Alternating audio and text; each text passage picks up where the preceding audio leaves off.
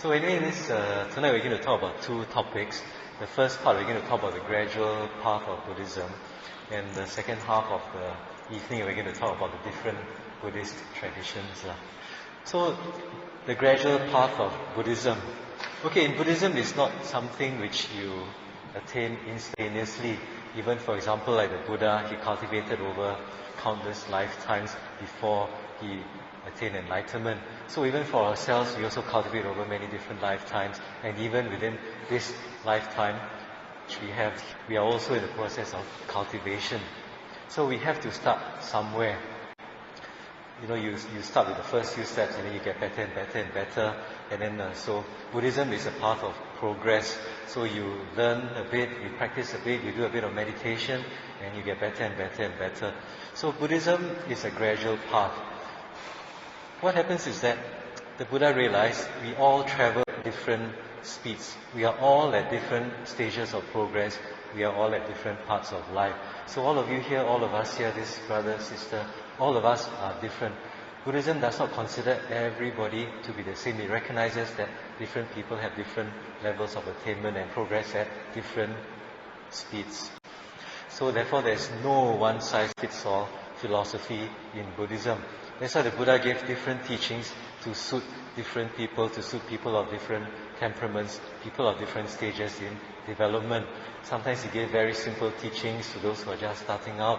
Then sometimes he gives very complex teachings to people who are far along the path, like the monks who are already renounced, they've already cultivated a lot of morality, a lot of concentration, they have a lot of wisdom, so the Buddha will give them more complex teachings.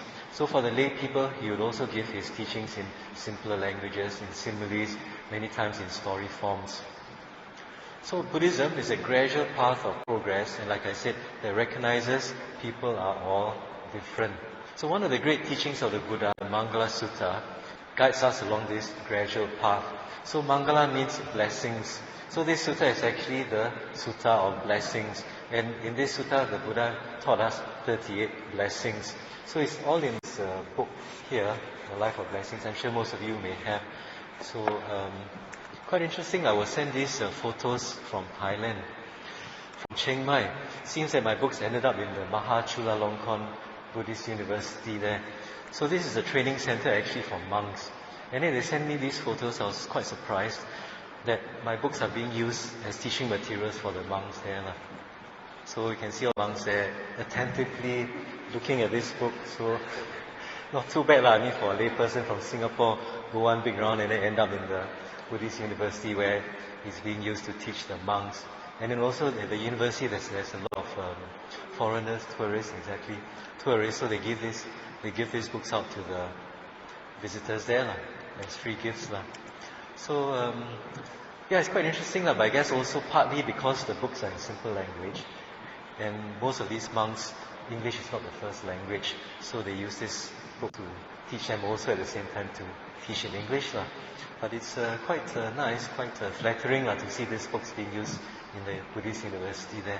So for sometime, maybe one day some of the monks come in and then they ask you to read this book also. So you can say, oh, the writer already gave us a lecture here. Okay, anyway, to show off a bit. Coming back to the subject, the gradual path of Buddhism. So in the book, I broke the Mangala Sutta into different sections, 5 different sections. So we start from the most basic section. I'm not going to go through the whole book because you all can get the book quite easy. I'm just going to pick on certain points. So in Buddhism, the most important, one of the most basic, the most crucial elements in the path of Buddhism is friendships, to cultivate good friendships. In the Mangala Sutta, this is the first blessing, the first and most important blessing, not to associate with the foolish. The second blessing is to associate with the wise. Because if you associate with the foolish, definitely or very highly likely, it is hard to get on the right path. I'm sure you all know, even as parents, one of your greatest fears, one of your greatest concerns is that your children will mix up with the wrong company. And then once they get into the wrong company, bad influence, it's very, very hard to get out of that. So the first blessing, the most basic thing we can do is to avoid associating with the foolish. But of course, this does not mean that we do not help people who need help. Of course, we try to help, but we must be aware of what we are doing, not to get drawn into what they are doing, like bad habits, break all the precepts, drink, do bad things, gamble, things like that. So we help them, yes, but not to get drawn into their bad habits. So the most basic thing is friendship. The first two blessings in Mangala Sutta reflect the importance of friendship. The first one, associate not with the foolish. Second blessing, associate with the wise. That means the more friends you have who are on the spiritual path, they can guide you along the right path. These are the people which, according to the Buddha, you should associate with. So how important is friendship? This is what the Buddha said to Ananda. Because Ananda said, yes, friendships are important. It is half of the spiritual life. Ananda told the Buddha, friendship is so important that it is half of a person's spiritual life. But the Buddha said, no, Ananda, not half. A person's entire life is established on friendship, companionship, and association with the good. In other words, it's not half of a person's life, but a person's entire life. So the Buddha even went on to say that if you are unable to get good friends, if you are unable to mix around with good friends, if your friends are all not so good that possibly lead you to the wrong path, then go on your own. Be an island unto yourself. That means friendship is so important that the Buddha said, if you don't have good friends, then don't have any friends at all whatsoever. So that's how important friendship is in Buddhism. So choose your friends wisely. So you actually should get together, know each other. Because here is all what we call Kalyana Mitas, good spiritual friends. The other thing after cultivating good friendships is to get yourself on the right path. This may not be as obvious as it sounds, because most people don't even know what the right path is. They don't even know there's a path in the first place. They just go living their lives according to normal lay practice. They don't even know what are the precepts. They don't even know meditation. They just lead life accordingly, and they don't even know the right path. They don't even know that there's a path. So one of the most important things is to know the path and get yourself on the right path, which I believe every one of you here are already more or less on the right path. It's just a matter of how far ahead on the path all of each of us are. So moving on to that is to follow a code of discipline. No point knowing the right path but you don't follow it. So in Buddhism, you should try to follow a code of discipline, and again, the most basic code of discipline in Buddhism is the 5 precepts. So this is what we covered last week in detail. The 5 precepts is something which you train yourself to do. Not that you cannot do or that you're forbidden to do, but you try not to do. And then gradually you get better and better at keeping the precepts. So the first one is to try to abstain from harming and killing, to try to abstain from taking what is not given, to try to abstain from sexual misconduct, try to abstain from lying and false speech, try to abstain from the abuse of intoxicants and drugs. So these are the very, very basic rules of morality in Buddhism, and morality is the foundation of everything else. You have Sila, Samadhi, Panya. Sila is morality, Samadhi, concentration, and Panya, wisdom, which is the threefold training of the Eightfold Path. So over and above that, you should of course try to avoid wrongful occupations, things which cause harm to yourself, things which cause harm to others. I guess ordinary things are loan shark. No loan sharks here, right? Okay, no 4D operators, illegal 4D operators here, no software pirating. All these are also considered under wrongful occupation because you are depriving of rightful living, causing harm to others. So above that, help others. This is where a bit of your generosity comes in, to help others. Compassion, generosity, loving kindness. And next above that is to develop the 10 meritorious deeds. So you can see it's a gradual path. The most basic friendships, then to get yourself on the right path, follow a code of discipline, avoid wrongful occupations, help others. And once you can do this, you can consider developing the 10 meritorious deeds, which is over and above the 5 precepts, over and above just merely helping others. The reason is this: because throughout our lives, whether we believe in karma or not, whether we are Buddhist or not, we are always continually creating good and bad karma through the 3 types of actions. And the three types of actions are the actions of our body, actions of our speech, and actions of our mind. So let's go into this a bit more detail and to see how it goes into the 10 meritorious deeds. But let's look at the 10 demeritorious deeds first, then you can have an idea of what the 10 meritorious deeds are.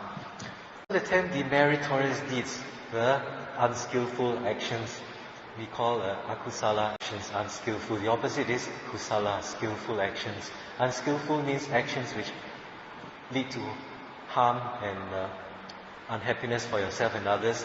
Kusala or skillful actions means actions which lead to happiness for yourself and others. So the first group is the group of bodily actions. So if you kill, you steal, you conduct sexual misconduct, these are the bodily actions which bring you negative karma, which are the 3 of the 10 demeritorious deeds. Next to that is lying, slandering, harsh speech, gossip, and these are the negative verbal actions. Because as you can imagine, sometimes your words can hurt even more than your actions. Like you scold people, you really hurt them, and sometimes it becomes even a very physical feeling. It's like you hurt somebody, it's like you drive a knife through their heart. I'm sure you all can imagine the feeling. So lying, slandering, harsh speech, gossip. Try to avoid. I know some of us like to gossip very much, especially in the office and all that. Juicy gossip. What's the latest gossip? But if you can, try to cut down a bit. So then the next group is the group of mental actions. The mental actions of covetousness, that means this you want, that you want. Everything also you want. Your neighbor got this, you also want that. Your friends got that, you also want. So covetousness is mental actions which are rooted in greed. The next one is ill will. Of course, ill will, hatred, aversion, dislike, and then wrong view. So wrong view is things like you don't believe in karma, you don't believe in rebirth. But we'll go into this a bit later during this lesson as to why wrong view is so important to eradicate, and why if you continually hold on to wrong views, it is hard to progress. So these are the 10 demeritorious deeds broken up into bodily actions, verbal actions, and mental actions. So let's look at what the 10 meritorious deeds are. The opposite of the 10 demeritorious deeds. So killing obviously is compassion. Compassion means you cannot stand to see beings suffer. When other beings suffer, you feel sad. You will always try to help them. So that kind of feeling leads to compassion, to try to help others whatever way you can. So for stealing, the other side of the coin of stealing is, of course, generosity. Because stealing means you want this, you want that, you cannot let go. A great deal of attachment, a great deal of greed. So generosity is to try to reduce your greed, try to reduce your attachment. And once you can reduce your greed and attachment, then you can be generous with your possessions. Because if this, you want that, how can you even possibly make donations, for example? How can you possibly lend your time to help others? It's quite difficult. So beyond stealing, if you can overcome this, then the next thing is to develop the meritorious deed of generosity, dana, to help others in whatever way you can. Even minor things. You smile, you give a smile, cheerful word to your colleagues, to your friends. That is also a help to them because it brightens up their day, it makes them feel better. So sexual misconduct, the opposite is self-control. Because sexual misconduct, the people who conduct sexual misconduct are the people who really lack a great deal of self-control. Of course, many of us, we fall victim to this. We are all human. We are all male, female, subject to these kind of feelings, these kinds of emotions. But gradually, the idea is to try to eradicate these strong emotions, see things clearly, that at the end of the day, the sexual misconduct will lead you and others to unhappiness for yourself and your family. So, through slowly eradicating the desire for sexual misconduct, then you can acquire more self-control. So for lying, obviously, truthful speech. So try to avoid lying. The other thing you can also consider is think carefully before you ask people questions. Like one of the things I was told quite some time ago is that when you visit friends, for example, in hospital, you see them like that. Obviously, they are not feeling well. Obviously, they are not feeling good. So you ask them, how are you? Then they say, yeah, good, I'm okay. So in actual fact, you're leading them to tell a lie.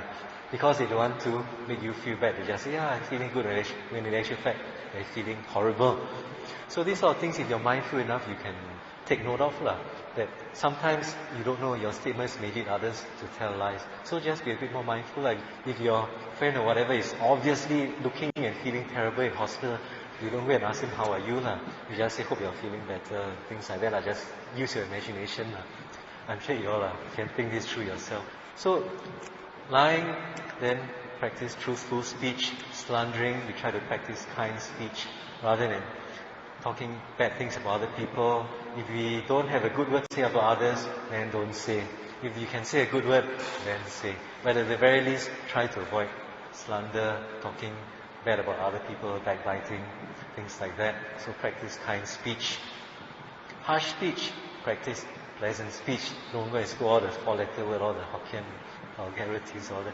But it's quite common actually, because I'm sure for some people, every other word is a four-letter word. So we try to cut down. Since I practice Buddhism, I so totally cut out all this sort of thing. So yeah, we try to practice pleasant speech, speak nicely, speak kindly to people. So gossip, we try not to gossip. Instead, we try to practice meaningful speech. If you can, share the Dhamma. That's the greatest gift of all to your friends and relatives. Of course, sometimes they may not be Buddhist, but you not necessarily have to tell them in a Buddhist sense. But I mean, general things like the 5 precepts, you can present it in a non-Buddhist way. After all, these are general rules of humanity. You can just guide your friends, relatives, family along this way. So you can practice meaningful speech by talking about the Dhamma. Not necessarily in a Buddhist way, but in a general way. That also is very helpful. So covetousness, we practice sympathetic joy. In other words, instead of people want this, we want also, people are doing well, we feel jealous of them, we try to practice sympathetic joy. Our family members, they do well, our colleagues, they do well, we try to be happy for them. But again, this is one of the most difficult things to do. Because even in the English language, there is no one word for sympathetic joy. The Pali term is mudita. Mudita means that you are happy at the success of others. But there's no such single word in English. You must use words like sympathetic joy, a combination of words to reflect that kind of feeling, that kind of emotion. So that's why you can imagine this is a very difficult thing to achieve. But it is possible through training. So ill will, we practice metta, loving kindness. Instead of dislike, aversion, hatred, we try to practice loving kindness. As most of you should know, loving kindness is a desire for all beings whatsoever. All beings, all sentient beings, not necessarily human beings, but all beings, invisible, visible animals, to be well and happy, to be free from physical and mental suffering. And wrong view, well, we try to practice right view. So we do this through attending talks like this, go to more lessons, take more courses if you can, read more books, mix around with spiritual friends, which is really, really very important. So these are the 10 meritorious deeds which help us to accumulate positive karma for the benefit of our this life and future life, and also which lead to the benefit of others around us. So now we come to the next level, be in touch with the Dhamma. Extremely important. Because the more in touch you are with the Dhamma, the more easy it is for you to progress along the path. You read, like I said, you attend talks, you attend classes, you gain more knowledge, and through this knowledge you gain, you will have a tendency to practice. Of course, some people, they just really read, they never practice, which is no good. So you must have a combination of knowledge and practice. And it's through this knowledge and practice, then you can generate true wisdom. Because if you just read for knowledge's sake, also you won't get anywhere because you never practice. What is the point? You know all about the Buddhist teachings, but you don't keep the precepts, you don't help others. Also, pointless. So you should be in touch with the Dhamma, keep it up, and then you can progress much faster along the path. And then you can take refuge. I think most of us, we take refuge quite regularly during our services. We can do it ourselves also. We don't need any big ceremonies. We just need to do it ourselves. Mentally, if you don't even want to do it verbally. So taking refuge, it is good to take refuge in the triple gem of the Buddha, Dhamma and Sangha. What happens is that this reaffirms mentally our commitment to the triple gem. This reaffirms our commitment to the Dhamma and to the practice of the Dhamma. It reinforces our karmic link, because the more we reaffirm our commitment, the more we take refuge, because the meaning of taking refuge is that we more or less have the faith, of course, faith with knowledge in the triple gem of the Buddha, Dhamma and Sangha. So this will reinforce our karmic link not only for this life, but also for our future lives. And like I said, taking refuge can be done formally, like some of the Mahayana practices, there's a big ceremony to take refuge, but actually we can do it by ourselves. Just chant the three refuge by ourselves, maybe once a day. I do it once a day before I meditate. It's quite easy, it just takes a few minutes. So when you chant the three refuge, you can just imagine the Buddha teaching the Dhamma to the Sangha. So you just have this thing in your mind. So above beyond taking refuge is to start to break the 10 fetters. So this is already quite advanced practice.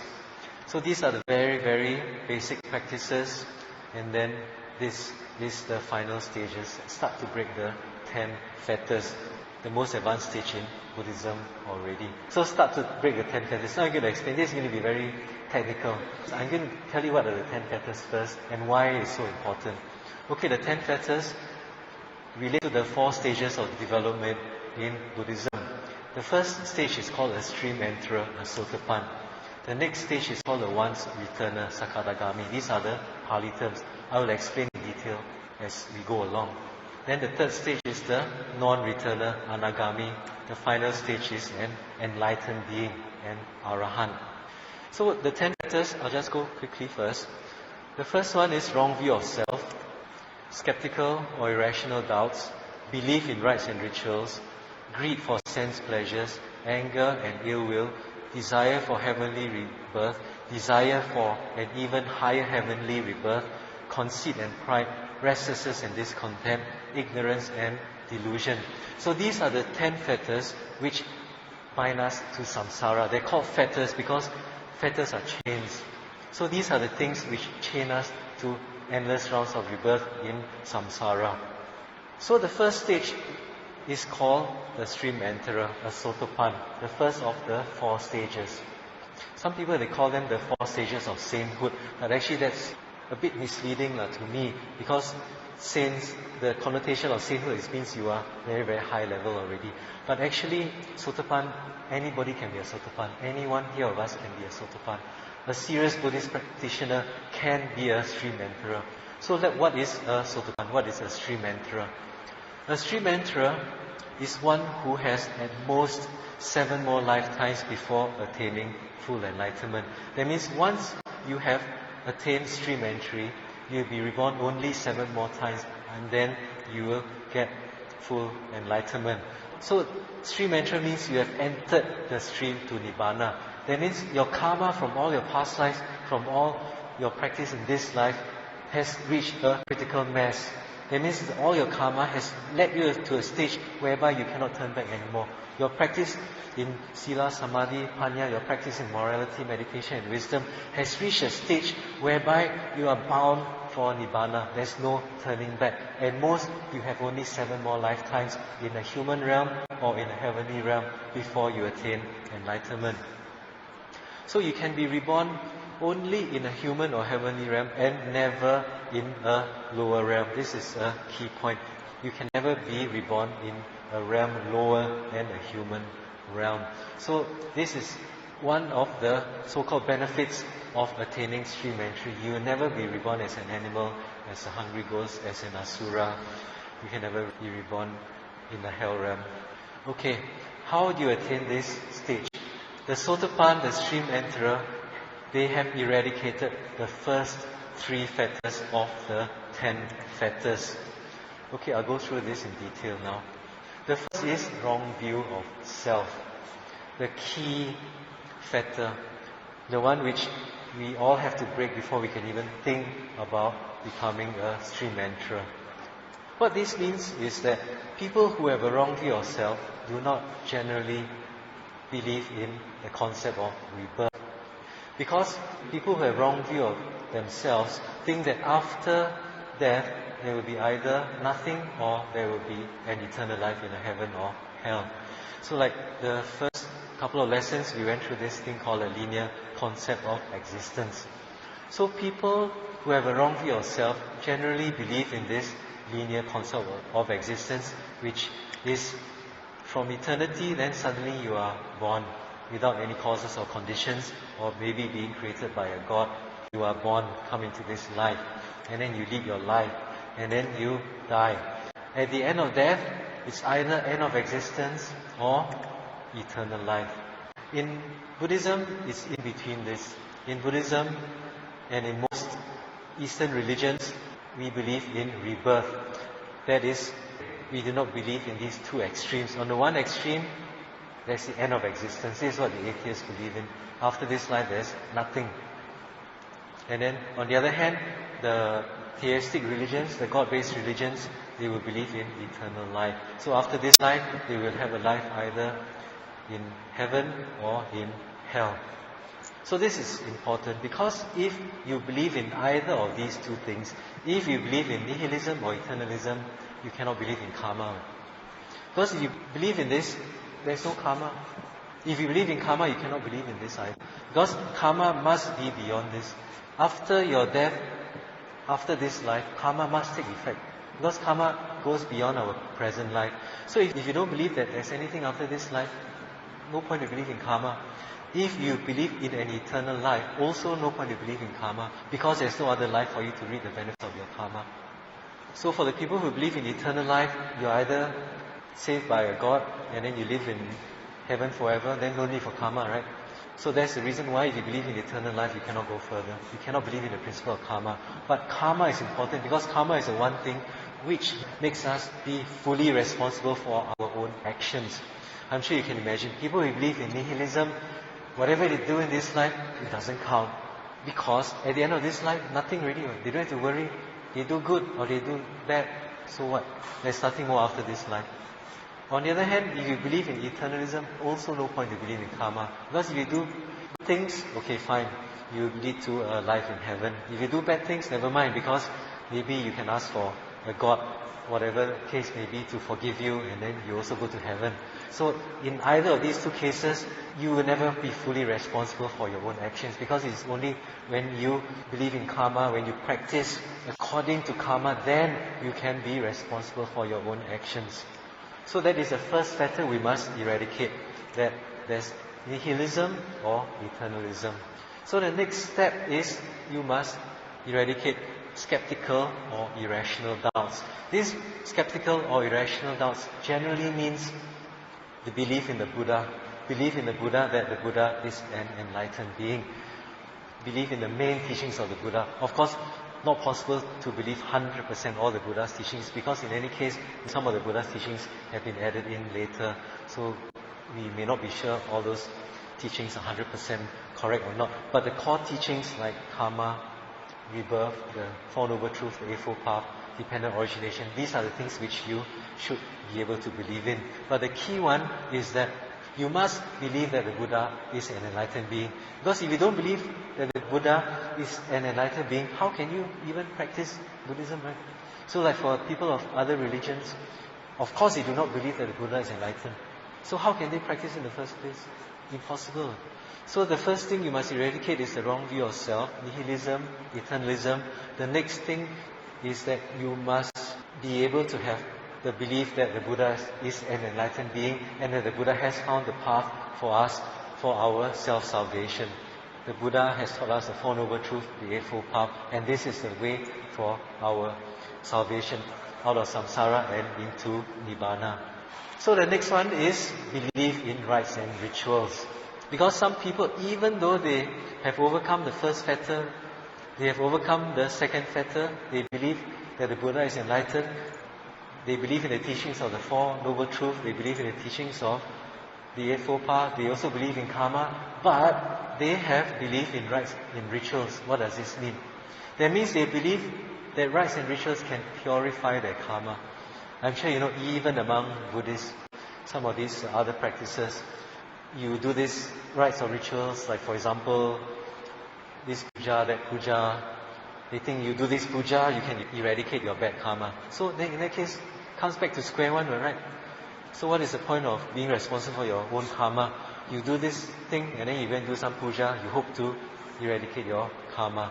Come back to the point that you can never be fully responsible for your own actions. That's why you can see in Buddhism, some people, not only in Vajrayana, they have this fire puja, you do the fire puja, you can clear your karma. Some people, you walk around the stupa, you can also clear your karma. Even Theravada also has some of these rituals or that which they believe you can clear your karma. I think recently in Thailand, there is fad going around. I don't know whether you read in the newspaper or not. Some of these temples, there are these coffins, open coffins. So these monasteries, they tell their lay people, you go and lie in the coffin, you do some chanting and all that, you can clear your karma. Obviously not one. So even in Theravada, there are these strange practices. And it's no good because you are misleading people. How can you just simply clear your karma by sleeping in a coffin and then the monk chant blessings over you? And then after that, you become a born-again Buddhist, not born-again Christian. You become a born-again Buddhist. You are clear of all the negative karma which you have accumulated. So like I said, these are the three things. So even though you may be following the Four Noble Truths, the Eightfold Path, if you believe in these kind of rites and rituals, also you cannot attain stream entry. So these are the first three fetters which you have to eradicate. Okay, some people have another interpretation or wrong view of self. Some people think wrong view of self means you have to see anatta, you must see non-self. You must clear your ignorance. But actually that may not be correct. Because if you can see non-self, it means you have eradicated ignorance and delusion already. Only the arahants, only the fully enlightened can see non-self. So actually, the first fetter cannot mean that you must see non-self fully. Because only the arahants who have eradicated fully ignorance and delusion, they can see non-self. So for the first fetter, it's generally just to avoid the extremes of the belief in nihilism and eternalism, that's all. The next stage is called a once-returner, Sakadagami. Sakadagami once-returners, they are so-called once-returners because they have only one more life in a human or a heavenly realm before attaining full enlightenment. So, just like I said, a Sotapan, a stream enterer, he has 7 more lives. Once-returner, if you practice hard, you can attain this stage also. That means for stream enterer, not necessarily you must go through all the 7 lifetimes before you reach this stage. Even in this single lifetime, we can jump many stages. Even for that matter, some people say, even within the thought moments also, you can attain. So, the 7 lifetimes can be even through the thought moments. So, not necessarily you must go through all the 7 lifetimes. So for the once-returner, they have eradicated the first 3 fetters, same as the stream enterer. And they have weakened the next 2. They have not completely eradicated the next 2 fetters. They have only weakened the next 2. Okay, the next 2 is greed for sense pleasures, anger and ill will. I mean, all of us have a certain amount of greed for sense pleasures. Who don't have? We want to be comfortable, we want aircon room, we want to eat nice food. And of course, we have a certain amount of anger and ill will. Maybe not so strong, not so harsh, but maybe like aversion, dislike, things like that. Those are aspects of anger and ill will. So a Sakadagami has eradicated the first 3 and he has weakened the next 2. That's why my point is that Sotapan is actually attainable by anyone. Because the Sotapan does not even need to fully weaken greed for sense pleasures and anger and ill will. It's only the next stage, then you start to weaken these 2 fetters, greed for sense pleasures, anger and ill will. Next is the non-returner called the Anagami. So an Anagami will have a final life in a very high and refined heavenly realm, and he will gain full enlightenment in that realm. I will revisit this when we go through the 31 planes of existence. Then we look through all these various realms again. So for the non-returner, he's not coming back to the human realm. He's not coming back to those lower heavenly realms. He will be born in a very high heavenly realm, in one of the Brahma realms, and he will gain full enlightenment from that realm. So the Anagami, the non-returner, has eradicated the first 5 fetters. The first 3, and the next two. That means the Sakadagami has weakened the next two, greed and sense pleasures, anger and ill will, but the Anagami has eradicated these two. So far okay? This is actually quite advanced by teaching all of you, even though it's introduction. Actually this one much advanced than you go into this. But I think it's good to know, because next time people talk about all these fetters, all these stages of enlightenment, you all more or less have an idea already. So the enlightened being finally, an Arahant, they have eradicated all 10 fetters and they have become fully enlightened. They have freed themselves from rebirth and attained Nibbana. No more future life for them. So they have eradicated the desire for heavenly rebirth, because some of us, even though we have practiced so hard, we still may wish to have a heavenly rebirth, either in those lower heavenly realms or those higher Brahma realms, because life there is very comfortable. I mean, it's natural, not say it's wrong, but this is a natural instinct for sentient beings. But it's only when you have developed to that stage, an Arahant stage, that you see that all these conditions are also impermanent, that you no longer have the desire for a rebirth, even though it's a heavenly rebirth. Because even though you're born whatever heavenly realm, low, high, Brahma realms, it is still impermanent. You will still be reborn according to your karma. So it's the Arahant who has managed to see through this fully, not intellectually, but really see it clearly. So the Arahant also has eradicated fully conceit and pride. So everybody has conceit and pride. In Buddhism we call this mana, M-A-N-A. The actual translation is measure. Because we are continuously, psychologically, subconsciously measuring ourselves against another person. Are we better than that person? Are we worse off than that person? Are we the same as that person? Psychologically, you're always comparing yourselves. We are always comparing ourselves to another person. Like you, sister, maybe you think, oh, I know better than that sister. Maybe the brother thinks, oh, maybe that brother sitting next to him is more advanced. Even for me, okay, I teach. Maybe I think, oh, I'm better than that teacher. Or maybe that teacher is better than me. So psychologically, we always have this thing, this conceit and pride. This measure, we always measure ourselves against others. So it's only the Arahant that has eradicated this. Then this means that they have developed true equanimity. Restlessness and discontent, also the Arahant has eradicated. And then finally, ignorance and delusion. Once the person has fully seen the Four Noble Truths, he realizes the Tilakkhana, the three characteristics of impermanence, insubstantiality, and suffering. So the Arahant has eradicated all 10 fetters. That means he has attained Nibbana. So okay, now what is important for us to know? What are the characteristics of a stream enterer? Number one, a stream enterer has the company of good spiritual friends. That's why just now I said friendship is the most important thing in Buddhism. Not only you stay away, you stay clear of those friends which may lead you the wrong way, but you must have good spiritual friends to help you on your path of practice, lead you the right way. One of the characteristics of a stream enterer is that he or she has the company of good spiritual friends. Because it is through this that we can really develop. I'm sure all of you know. You have good spiritual friends among you, you will progress very fast. I mean, your friends will always encourage you to be on the path. If your friends are not so good, then you all won't be here tonight, right?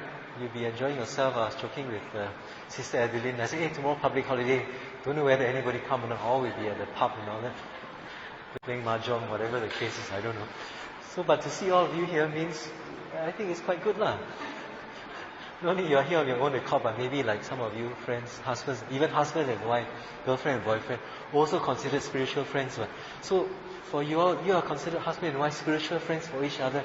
You bring each other here, correct? Because some husbands and wives, they may discourage your partner from even coming to Dhamma classes. Right? I'm sure you're aware. Say, hey, don't go to Dhamma class, let's go somewhere else. So that may not be exactly a good spiritual friend. But if you have a wife or husband who has a good spiritual friend, then I tell you, you're really, really very blessed. Because very rare to have a husband and wife together on the same path. So you can see those husband and wives who are on the same path, really very rare and really, really very, very fortunate. So coming back to the point, stream enterer likely to have the company of good spiritual friends. Not only this life, but the next life. That's why sometimes you see your Your connection, you make connections in this life. Somehow or other, you will lead yourself back to the company of these kind of Kalyana Mita, spiritual friends, because you already cultivated through your past lives. This life, you all link up again, like here now. It's highly likely that we all have had some relationship in the past lives. That's why we can come into contact again. So, have spiritual friends not only for this life, but in your next life also. And then the other characteristic is the unshakable confidence in the Buddha, the Dhamma, and the Noble Sangha. Unshakable, that means no matter what, you can never be converted to any other religion. People psycho you, they tell you this, they tell you that. No way that you are going to follow. No way that you are going to deviate from this Buddhist path. No way that you are going to follow another religion. So the thing is that unshakable confidence in the Buddha, the Dhamma, and I put here in brackets the Noble Sangha. Why noble? Because not all Sangha is noble. Some Sangha are totally not noble. I'm sure you can imagine. So if you have faith or you follow a person who is a Sangha which lead you the wrong way, also you're in trouble. I'm sure you know some of these people. All these amulets, number 1. Lead you to do all these rites and rituals, number 2. And then always ask for money, number 3. They are certainly not noble Sangha. So if you follow these kind of wrong teachers, also it may be a bit difficult for you to follow the correct path. So that's why I'm saying you must have unshakable confidence in the Buddha, the Dhamma, and the Noble Sangha, the proper or correct Sangha. And how you know he's a Noble Sangha? Through observation. Not through first meeting him. Because you first meet the Sangha, wow, very nice. He can sweet talk you all the nice words, all the brilliant teachings. But you must see, you must observe. See whether he really practices what he preach or not. I'm sure you know a lot of Sangha. They speak very, very nicely, a lot of very good teachings, but behind they do things which may not be so healthy. So observe first. Don't get simply dragged into all this. Observe first, and not through a short time, but over a period of time. So you know whether your friends, whether the Sangha is good or not. I mean, not only for the Sangha, but for people around you. Observe and see whether they are really as good as they seem to be. Okay, the third characteristics, one of the most important, is consistent in keeping the 5 precepts. The Sotapan, the Sri Mantra, is able to keep the 5 precepts consistently. May not necessarily be 100%, but consistently. So in the Ratana Sutta, it also says that a Sotapan may break the precepts, but even though he breaks the precepts, he cannot keep it secret. That means he will somehow or other maybe confess that he broke the 5 precepts, but definitely he will try to make amends and then keep on trying to keep the 5 precepts. The key here is to try to be, or at least you must be consistent in keeping the 5 precepts before you have one of the characteristics of a Sotapan, of a Sri Mantra. So if you have these 3 things, it is a possibility that you have already attained this stage. And I spoke to some monks also. I asked them, is it possible for lay people to be a Sotapan? Some of the people around us, have they already attained Sri Mantra? He said, yes, it's possible. Because a Sotapan, even in the Buddha's time, you just listen to a sutta, you can already attain this level. But of course, people say that to be born in the Buddha's time, you must have a lot of merits. Then you can listen to Buddha, and then you can attain Sri Mantra. But on the other hand, also, to be born in this world right now, in all the countries in the world, and to be able to follow the true Dhamma, the correct Dhamma, is also a great blessing. So it is possible that people around us, they have already attained this stage. So it is not impossible. Some people, some teachers actually tell you, even later on I explain in the second section about some of the Mahayana beliefs, they believe, some people, even in Theravada for that matter, say no one can attain this stage anymore. Impossible to attain any of these stages of enlightenment. But it is a negative view, and in my opinion, that is a very wrong view. I will explain why I say so in a short while. Okay, so start to break the 10 fetters and then to seriously practice the Eightfold Path. That means not just say you do this a bit, that a bit, but to really practice the Eightfold Path, Sila, Samadhi, Panya. So this is the highest practice. And then once you seriously practice, you attain one of the stages of enlightenment, Sri Mantra, even higher. I think the Chaukun at Wat Ananda, he said he wishes the people to at least attain Sri Mantra in this life. So which means that some people, they can even be higher than Sotapan. It is possible. Even some of the great meditation masters, Mahasi Sayadaw, he also believes that people can attain Sri Mantra or higher in this very life. So for people who tell you all this impossible, you just take it with a pinch of salt because these are the very negative views of the Dhamma. So the Noble Eightfold Path, as I mentioned, right speech, right action, right livelihood, morality, right effort, right mindfulness, right concentration, mental development, right understanding, right thought, wisdom. Okay, we all chant Iti Piso, right? I think most of us chant Iti Piso, Bhagava, so on and so forth. The virtues of the Buddha, Dhamma and Sangha. I'm just going to focus now on the 6 virtues of the Dhamma. Swakato Bhagavata Dhammo. This is in Pali and it means that the Dhamma is discovered and well expounded by the Buddha. Well explained, well taught by the Buddha. The first aspect of the Buddha Dhamma. The second aspect is Sanditiko. It can be directly experienced by ourselves. If we practice, we can experience it. The third virtue, the third aspect is Akaliko, timeless or with immediate results. That means we practice now, we get the results now. Which is quite obvious because if you are not such a good person before, then you start practicing the 5 precepts, definitely your life will get better. You stay out of trouble, you accumulate good karma. You practice generosity, it will help you. You avoid evil, it will help you. You practice meditation, guarantee it will help you. Seriously. Anyway, I'll be teaching you a bit of meditation in the 9th lesson. So you practice a bit of meditation, you will get immediate results. If you practice correctly, properly and consistently, you will get results. So this is the third virtue, the third aspect of the Dhamma, that if you practice, you will enjoy immediate results in this present life. You enjoy immediate results right now in this present life as soon as you practice. Ehipasiko means you just need to approach the Dhamma and you can see the Dhamma. To be approached, to be seen. But if you don't approach, you can never see the Dhamma. I mean, a lot of people stay far away from the Dhamma. They don't want to know about Buddhism, they don't want to know anything. Even among Buddhists, tell me about Buddhism. No, I don't want to know. Never mind, you just do your own things. So, the Dhamma is to be approached, to be seen. If you don't approach, you cannot see. So, you must approach it to see the Dhamma. And this is what I'm saying, Opanayiko, capable of being attained. What is the point of the Buddha teaching us all this Dhamma? What is the point of the Buddha attaining enlightenment, suffering so much to all his previous lives, finally attaining enlightenment, teaching us through 45 years of his life, all this Dhamma, when people are not capable of attaining anything. Correct?